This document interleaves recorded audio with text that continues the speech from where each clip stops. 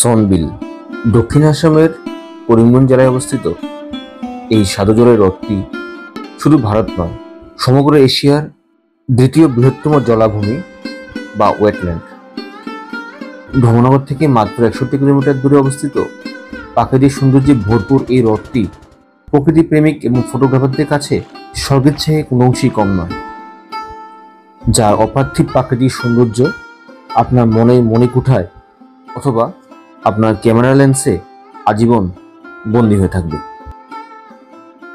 চারিদিকে অর্ধনিমজ্জিত হিজল গাছের সমারোহ সনবিলের সৌন্দর্যকে আরো কয়েকগুণ বাড়িয়ে তোলে।